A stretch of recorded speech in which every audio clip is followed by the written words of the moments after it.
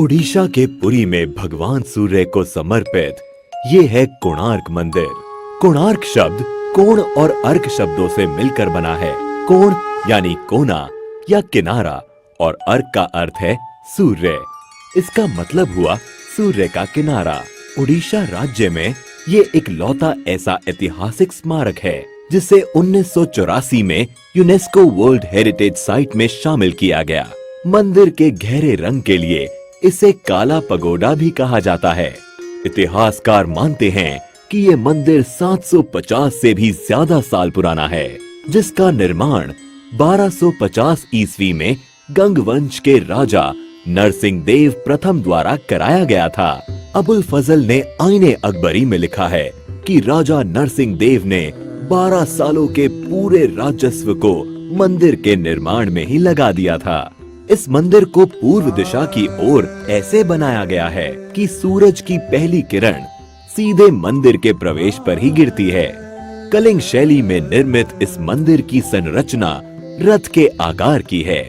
इस रथ में कुल 12 जोड़ी पहिए हैं।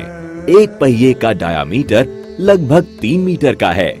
ये पहिए मंदिर के मुख्य आकर्षण का केंद्र हैं, क्योंकि ये पहिए घड़ी की तरह समय बताने का काम करते हैं। इसलिए इन पहियों को धूप घड़ी भी कहा जाता है। इन पहियों को आप इंडियन करेंसीज पर भी देख सकते हैं। इसके साथ ही इस रथ में 7 घोड़े भी हैं, जिनको सप्ताह के 7 दिनों का प्रतीक माना जाता है।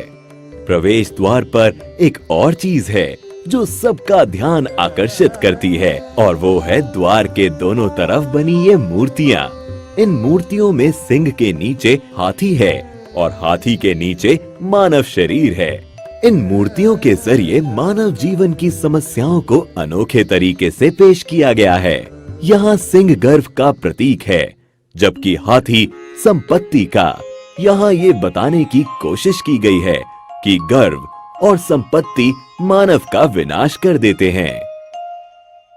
माना जाता है कि मंदिर का निर्माण समुद्र के किनारे किया गया था, लेकिन पिछली 8 शताब्दियों में समुद्र से इसकी दूरी बढ़ती चली गई।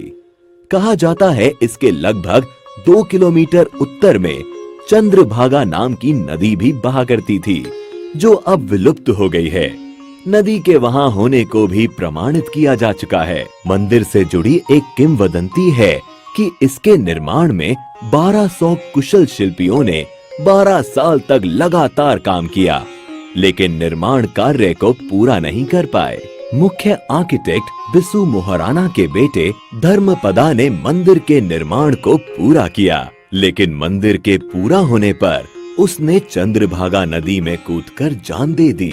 कोणार्क मंदिर के बारे में एक रोचक तथ्य है कि मंदिर के पत्थरों को आपस में जोड़ने के लिए लोहे की चादरों और चुंबकों का इस्तेमाल किया गया था। साथ ही मुख्य मंदिर की चोटी में 52 टन चुंबकीय लोहे को भी लगाया गया था। इन विविध चुंबकों के अनोखे समायोजन के कारण से ही मंदिर में भगवान सूर्य की मूर्ति हवा में झूलती थी। बताया जाता है कि पुर्तगाली नाविकों ने इस चुंबक को मंदिर से निकाल लिया, क्योंकि इस चुंबक के कारण नौका चालन में कठिनाई होती थी। इस मंदिर के बारे में रविंद्रनाथ टैगोर ने कहा था, Here the language of stone surpasses the language of man। यहाँ आने के बाद ये कथन एकदम सही लगता है।